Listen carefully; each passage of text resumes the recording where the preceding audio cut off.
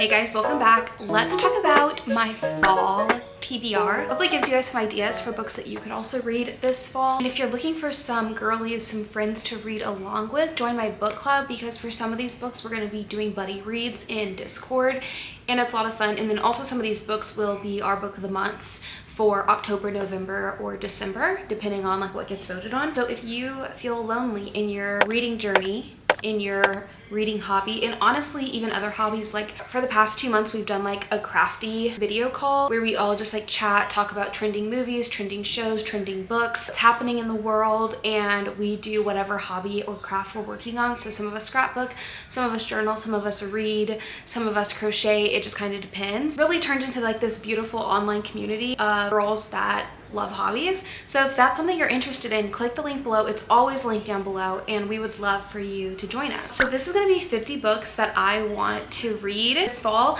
and really even going into winter, like before the end of this year. I feel like in my brain winter and fall kind of merged together, although there are going to be separate books that I do want to read for winter. I will say though, last December, tell me if you guys feel the same way. Last December I read more Christmas themed books and I like never really loved any of them. Like all of them were kind of just a solid 3 stars. So I don't know if I'll be doing that this year where I'm just only reading like Christmas winter themed books, because I end up not liking them that much, because the big draw to them is just that it's winter in the book, and that's not going to make me love a book or like rate it 4 or 5 stars. Honestly, this is kind of like my end of year TBR. 50 books I want to read before the end of the year. I've been killing my reading goal, thankfully. The next video you guys hopefully will see will be me catching up to my reading goal on Goodreads. Anyway, let's get into it. This is about to be a lot of talking. Okay, let's do it. I know you guys are expecting a lot of fantasy, so we'll just get that out of the way because I do have a lot of fantasy I want to read, although I will say not all the books I show will be fantasy. Like honestly, maybe only half of the books I show are fantasy. I have actually less than half the books I show are fantasy. Although I do feel like fantasy is obviously a really popular genre to read when it starts cooling down and the fall months are around the corner. But I like to read a range of books and not just specifically fantasy. Starting with Lord of the Rings. I need to read this series very badly. And like honestly, now that I look at the books, they're not that big. Like they're pretty small. I mean, the text in this is pretty tiny, if I do say so myself. But Kaylin also wants to watch all the movies, rewatch all the movies. He's never read the books, but he has watched all the movies, and he wants me to watch the movies with him again. But I told him I can't do that until I read the books. Are you guys like that too? I feel like I have to read the book before I watch the show, because typically the books are better, and I don't want the show to ruin the book for me. So I like getting my experience with the book out of the way first, and then watching the show or movie. Honestly, I feel like top of October, this might be what I start.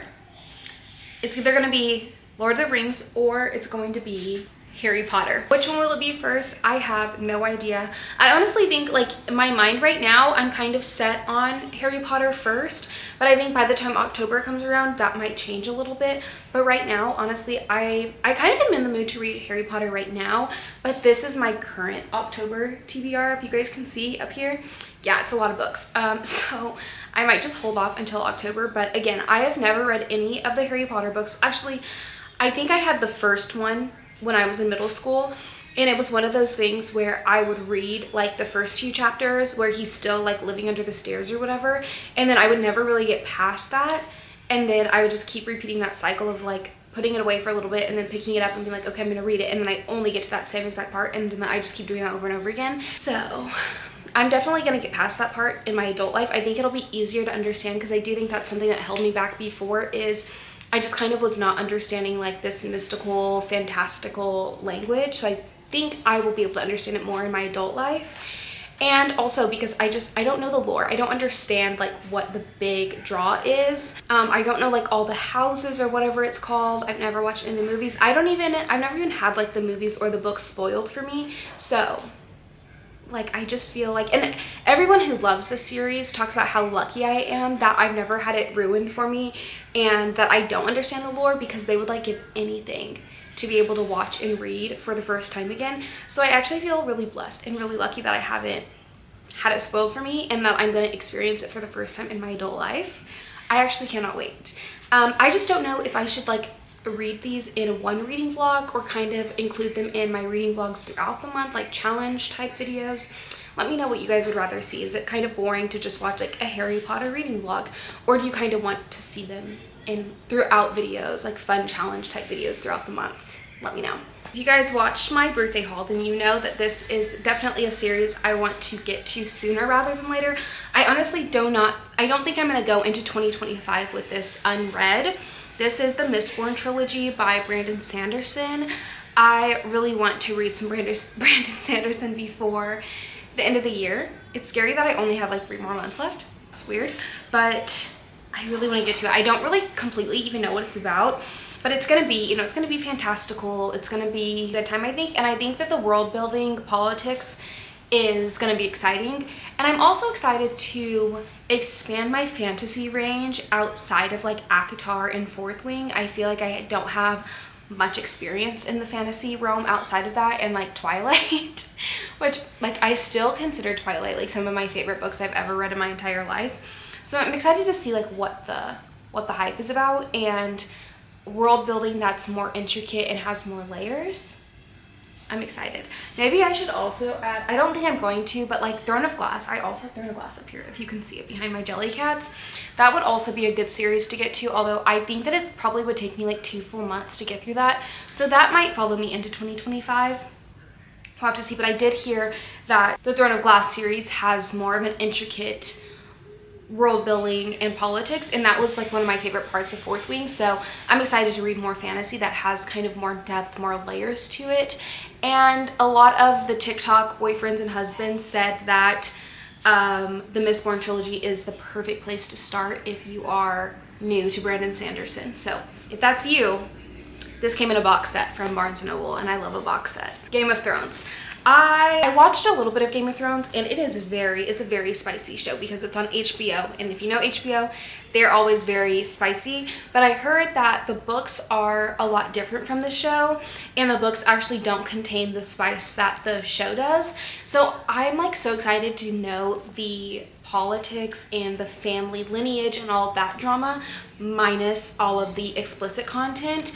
And just like I'm just so intrigued, again, because I'm new to fantasy reading in my adult life, so I don't even know what to expect. And I think that's like the exciting part about getting back into reading.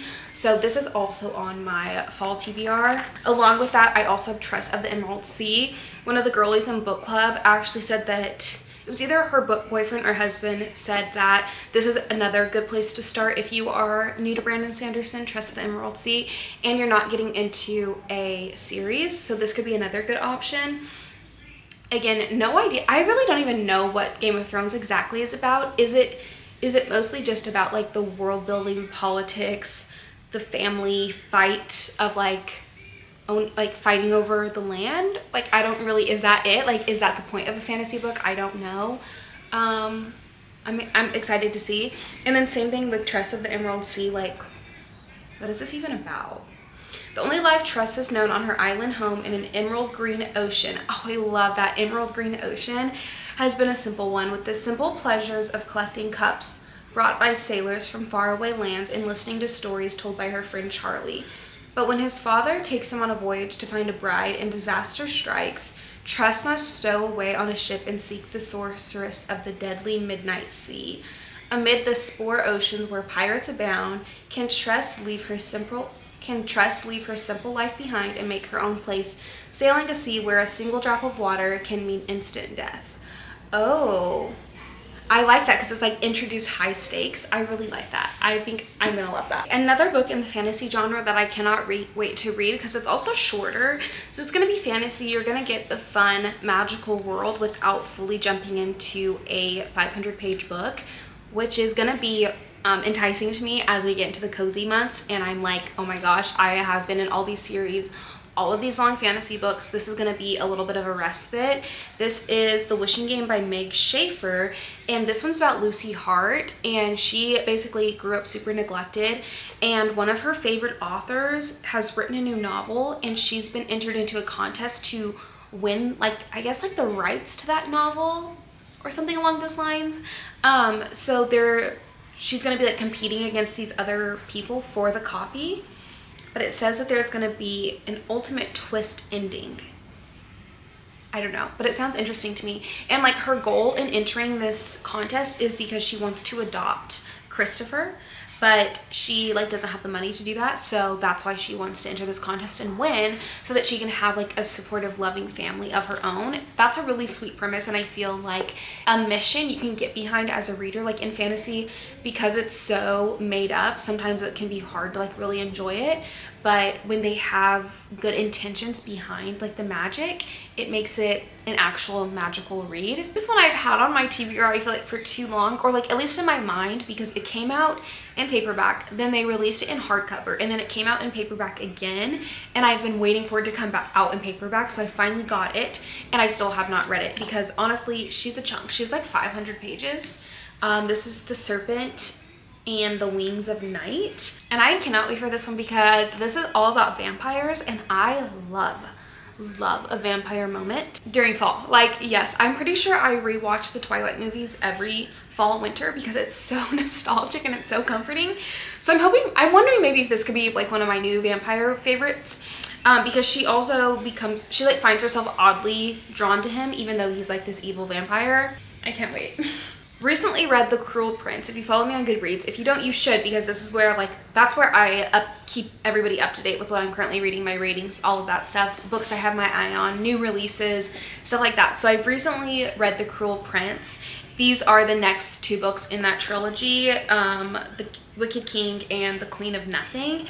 And I really liked the first book. It was so cozy. The world building was perfect. I felt like I actually could picture it, which was so amazing. It's not as high stakes, which makes it just a comfortable read without literally making my heart pound out of my chest. Although I do like that sometimes. Sometimes I don't really want that. I don't know if it's gonna pick up, like the pace is gonna pick up in the later books. I'm kind of hoping it does, but I also would be okay if it doesn't, because I think Holly Black writes that cozy, slower fantasy really well, to where it's still engaging and it doesn't get really boring. So either way, I'm gonna be happy, and I cannot wait to finish the series because I think it's gonna be one of my favorites. And the little crumbs of romance is so fun. You don't have to worry about spice. Like, all around, it was just a 10 out of 10 experience reading the first one. So it just makes me so excited to read the next two, and hopefully I love them. I also think these are YA fantasy, so just a good time in general. You guys can see One Dark Window is on my TBR because I want to reread it this month, and I do think I'll end up getting to it. I think today's the 17th when I'm filming this, so hopefully. And I want to quickly read the second book, because one of the main reasons I want to reread the first one is because I don't remember like everything that happened, and I feel like if I go into the second, I'm not getting like the full picture of the fantasy and the story. I do love there's like this card aspect. Obviously you have the magic aspect, and then you have this kind of like evil creature that like lives inside of her aspect. That's like, it's basically her conscience, is at least how I remember it.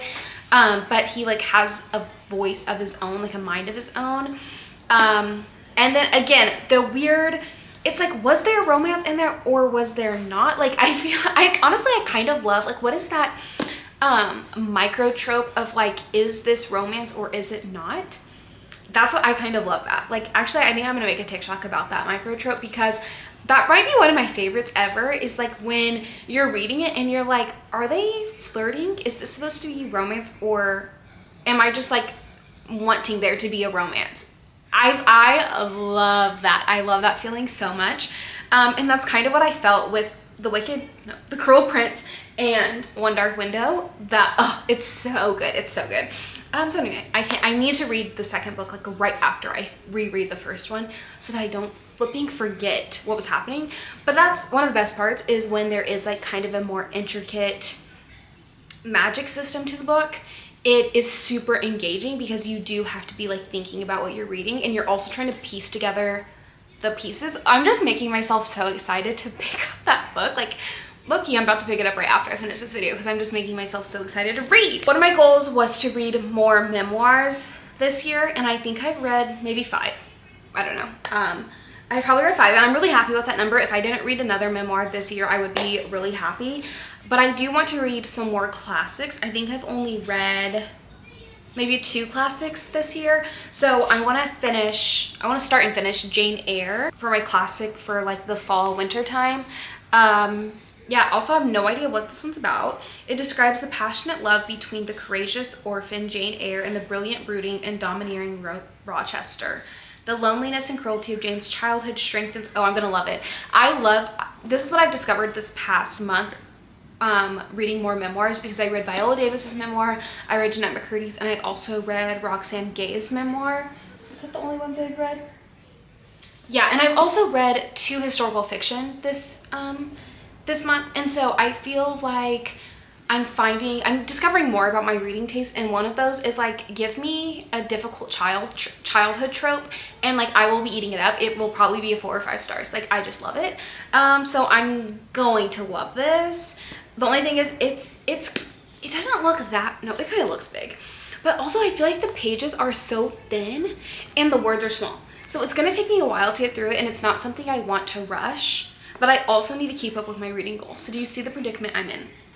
But it says, the loneliness and cruelty of Jane's childhood strengthens her natural independence and spirit, that is me, which prove invaluable when she takes a position as a governess at Thornfield Hall. But after she falls in love with her sardonic employer, her discovery of his terrible secret forces her to make a heart-wrenching choice. Oh, a woman's quest for self-respect. I'm so excited to read this, like truly, I cannot wait. I think that's probably gonna end up being one of my favorite books of all time. And that's exciting to know that I have books on my shelf that I have not yet read that are like my favorite books of all time. That's how I feel about, you guys will, if you watch my wrap-ups, when I talk about Finding Me by Viola Davis, just prepare yourselves, okay? Because I am obsessed with that book and I will not be shutting up about it. Then we have The Secret History by Donna Tartt. I'm excited about this one because it takes place on a university campus. University campus. I don't need to say college and university because it's the same freaking thing. Under the influence of a charismatic classics professor, a group of clever, eccentric misfits at a New England college discover a way of thought and in life a world away from their banal contemporaries. But their search for the transcendent leads them down a dangerous path beyond human constructs of morality. I can't read today. An accomplished psychological thriller. Oh wait, I didn't know that. So excited for this. I mean, I do feel like people either absolutely love this or kind of hate it. So I'm excited to see where I fit in with all of that. Of course, I'm gonna have some Ellen Hildebrand on the list because I don't think I will be able to make it throughout the rest of the year without picking up some Ellen Hildebrand. These are probably the 2 that are like at the top of my list. We have The Identicals and we have The Rumor. Also, these covers, these covers are so comforting to me. So with The Rumor, we're following Madeline and Grace, and there are 2 looming rumors regarding both of them in different ways. So we're kind of just following these rumors that involve maybe some cheating, maybe some like career problems, and kind of how as those rumors unfold, and maybe there's some truth to those rumors, how it like makes their perfect lives unravel. Ellen is really good at writing female characters and the unraveling of their lives in a very realistic way. So I cannot wait. I feel like I'm gonna eat this one up. Like, I just cannot wait. And then The Identicals. Whenever I see people like ranking Ellen's novels, this is always like at the top. I also love like the chunkiness of this. I cannot wait. This one is super interesting because we're following 2 twins. Their names are Harper and Tabitha, but they've been estranged. Like, they've not been speaking, they've been living separately, and then they decide to switch lives. Why would they do that? In hopes that it will solve their like sister rivalry fallout that they've had. That just sounds so interesting to me. I'm so interested to see how she wraps this one up and how she makes it make sense, because like, wouldn't they be able to tell like, oh, this is not, like, do they do the switch in private? Like, do the spouses know? Do the friends? I have so many questions. This is another Ellen series. Maybe I should save this for like my winter TBR video, but I will let you guys know anyway. Like, it's okay. The winter something series. Winter Street series, I don't know, but there's 4 books. So there's Winter Street, Winter Stroll, Winter Storms, and Winter Solstice. Okay, so I think these 4 books actually follow the same family. Typically with Ellen's series is they're kind of interconnected. They don't follow the same couple throughout like the entire series, but I believe this one actually does follow the Quinn series, or follow the Quinn family throughout winter on Nantucket. And the first one starts off by him walking in on his wife kissing Santa Claus. That's like the funniest trope ever, and I like obviously I can't wait to like read it and see what the tea is. Then I think the second one kind of has the same Santa Claus problem. Why can't I talk? Has the same Santa Claus problem, but a different person in the family is now like, you know, kissing Santa Claus. That's funny. If you don't like the cheating trope, I will say again, Ellen does a good job of making, like, she makes the cheaters in her books suffer. So it's not like cheating but they get away with it. It's like cheating but kind of in a more like realistic way, and I think that's why so many people like her books, is because she writes real life things in a real life way while still giving us like a break from reality in the real world. Like, you're still able to dive into her novels, feel like you've forgotten your problems in the real world, but have not gone to like a complete fantasy land, and it's kind of like you're in somebody else's drama, so it gives you a break from your own drama. I don't know, some may call that toxic. I call that fun. Then we have the Davenports. One of you guys actually recommended this to me. This is supposed to be like Bridgerton, and I am so excited because I really want like a Bridgerton dupe, because I've already watched all of Bridgerton, so I want like a book form of that. Although I know Bridgerton does come in book form and I do own the books. I want like something different, you know, same vibe, different font. I'm excited. I don't think I will be reading that much romance during fall, winter time, maybe, I don't know. But I did want to just put some on my TBR just so that I can kind of like have it in the back of my mind, or a little bit of a palette cleanser if I need it. There are 2 sci-fi books. I don't know if I've read any sci-fi books ever, but the first one I want to read, or maybe the first or second, Red Rising by Pierce Brown. I heard that the world building in this is magical, wonderful, everything you would ever need, and it really, like, you escape into it, and I'm just excited for that. Like, I'm so excited for that. I can just picture it snowing in Texas. I'm cuddled up on the couch, like, in this world. I cannot wait. Along with that, Project Hail Mary by Andy Weir. Please, somebody, I need to know how to say his last name. Where? All I know is that he wakes up and he's on a spaceship, and the people that are on the ship with him, like on this mission, and he's stuck on there with him. And he's basically trying to figure out like a mission before like the world ends. And he's like hurtling through space on a tiny ship. That sounds so interesting to me, and unlike anything else that I have on my shelves currently. Then I have Resurgent by Blake Crouch. I'm trying to remember if this is sci-fi or if this is, oh no, this is a thriller. This one is so interesting to me because there's like an epidemic, but it drives the people crazy with memories of a life that they actually have not lived.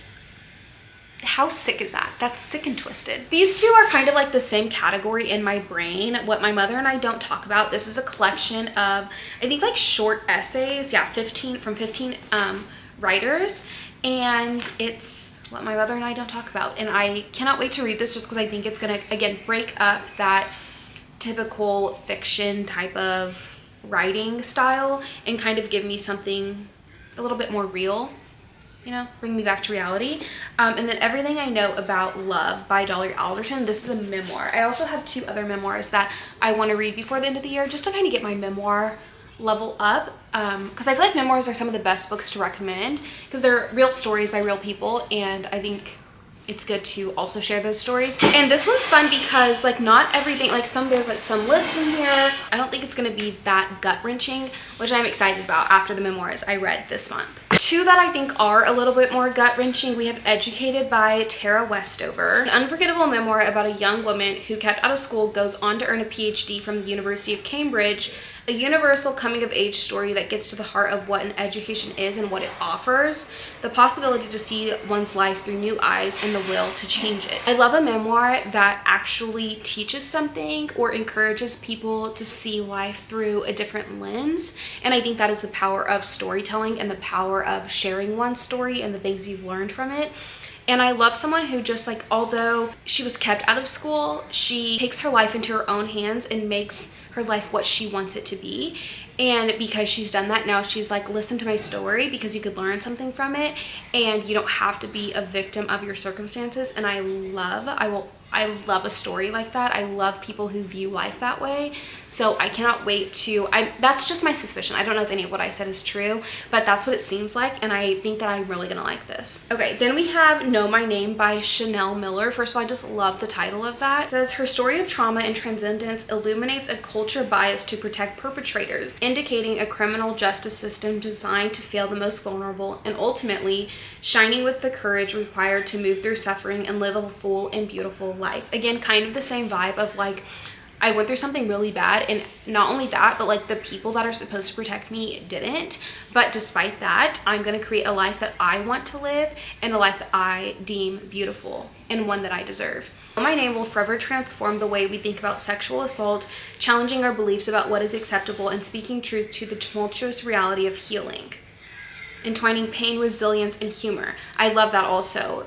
Having pain and like holding space for that, but also digging a hole of resilience and power to move through that. Yes. Okay, I had to take a little intermission to take my kids to soccer. Hopefully you can't tell too much. It's The Women by Kristen Hanna, and this is all about the Vietnam War and the women that, I think about one specific woman who went to war. But it really ultimately shines a light on all of the women at that time and the sacrifices that they made because of the war. A lot of the girls in the book club are currently reading this or have read it and have like 10 out of 10 things to say about it. Like, it's so many people's favorite Kristen Hanna book ever. So I'm excited to read it. Though I also have The Four Winds, and I believe this one, yeah, Texas 1921, which is exciting because I live in Texas. So I'm going to get a little bit of the historical facts about the Dust Bowl. And then I also know there is some connection from Oklahoma to Texas to Bakersfield, which is where I'm from, with the Dust Bowl. Like, a lot of people came from Bakersfield to Oklahoma during the Dust Bowl. So I wonder, I'm just interested to read it and see kind of like what it was like and what, you know, what little facts are sprinkled in here. Texas 1921. The war is over, the bounty of land is plentiful. And this is another one that people are saying like top Kristen Hanna favorites, even over The Nightingale and even over Firefly Lane. So I'm really interested to see it. I thought that it was going to be kind of boring because like when I think Dust Bowl, I just kind of think bleh, like very drab, brown dust. Like there's nothing much to it, but I don't know, people have said that they loved it. So Ace of Spades. Kaylin actually picked this out for me at Barnes one day because I had like a little bit of a gift card credit or whatever, and I was like, let me just use it. And he found this for me, and this is supposed to be a mix between Gossip Girl and, oh my gosh, what was it? Gossip Girl and, was it You? Or like some other popular Pretty Little Liars. I can't remember, one of those like super popular shows. And that just sounds so interesting to me. It's like private school, private academy. Like, yes, give me the like uppityness of it, but then also the drama, the secrets. Somebody is like messaging them or leaving messages. Yeah, anonymous text messages to reveal secrets about the two of them. And it like threatens their lives and like turns their lives upside down. That sounds so interesting. And I also wonder if we get like a little peek at the texts that are sent. Yes, we do. That's the best. Notes on an Execution. I have talked about this book a few times on my channel of like, I want to read it, but I just haven't gotten to it yet. But there's a man and he is, you know, he's about to be executed, and so this is from the POV of the women in his life. So it's his mom, his sister, and the homicide detective kind of share their experience with him through their story. It says, exploring the rippling fissures that such destruction inevitably leaves in its wake. So interesting. This is a new addition to my bookshelf, Small Things Like These by Jodi Picoult. And this one is about a labor and delivery nurse, and she has been doing like routine checkups on this newborn, but then after a few minutes later her boss tells her like, you're not going to be on this case anymore. And she's like, why? And apparently the mother is a white, or the parents of this baby are white supremacists, and then we're kind of following that storyline. Again, very interesting, and this is a chunk of a book. This is like, yeah, almost 500 pages. I also love the cover of it, and people say such great things about Jodi's work, so I'm excited to kind of see what her writing style is like and how she tells the story. I feel like I'm just like, this video is making me so excited to read. Beartown by Frederick Backman. This is all about like a hockey town. And the town really rallies around its hockey players and this team because it does so much good for the town. So then they're getting ready for the semi-finals match, but then there's some kind of like huge violent act that happens in the town and leaves a girl traumatized, and it kind of becomes like the town's issue and the hockey players' issue to figure it out, like figure out what they're gonna do. So you have like loyalty, commitment, responsibilities, friendship.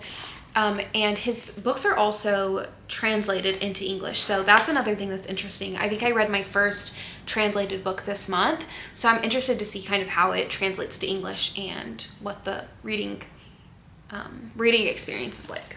We're almost done. House on the Cerulean Sea by TJ Klune. I don't know what to think of this one. I believe this is fantasy, although on my shelves it was not in the fantasy section. So maybe I'm wrong about that.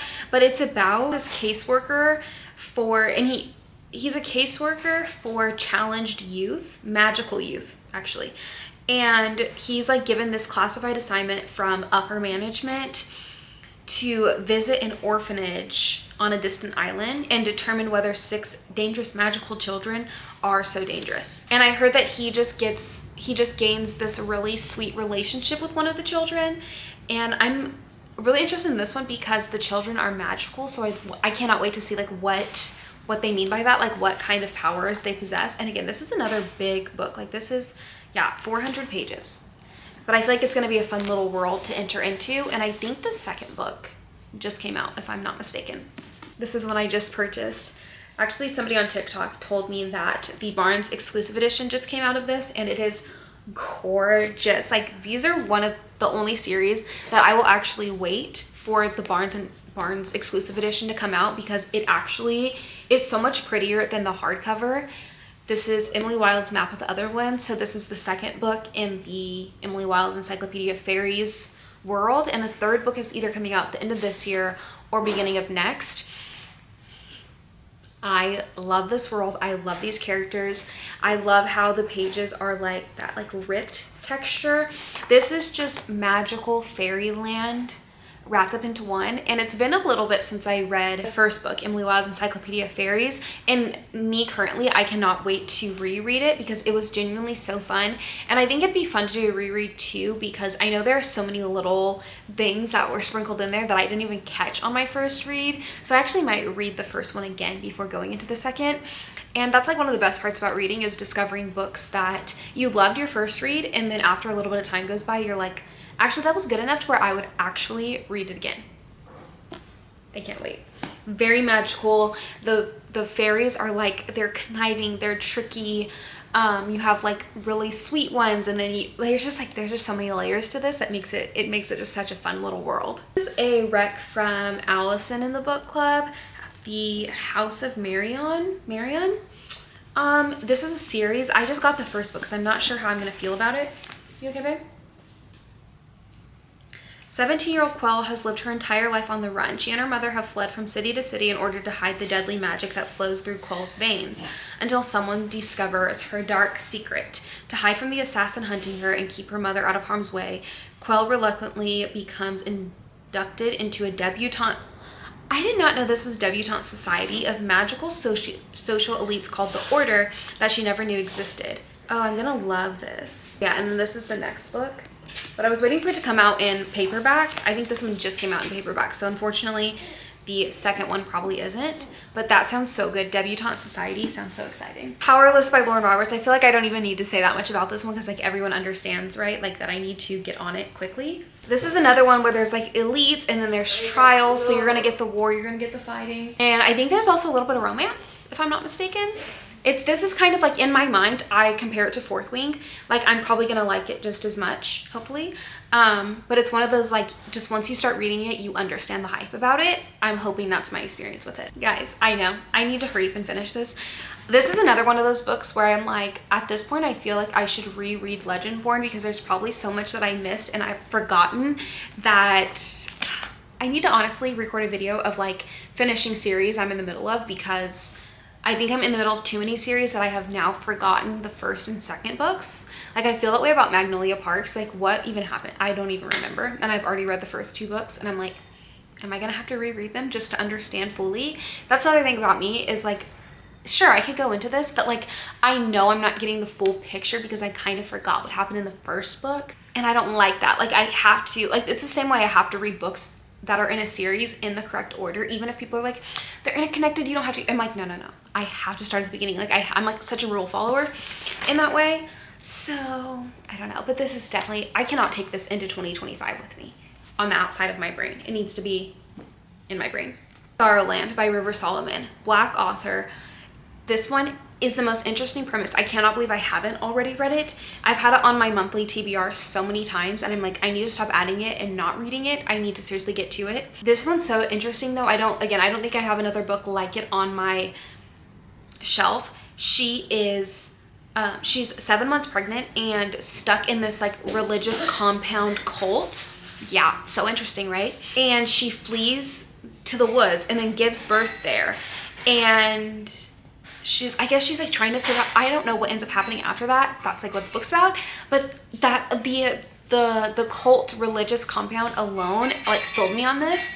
And also the cover is a really, really cool. I need this in my brain. Last book number 50, finally. Half a Soul by Olivia Atwater.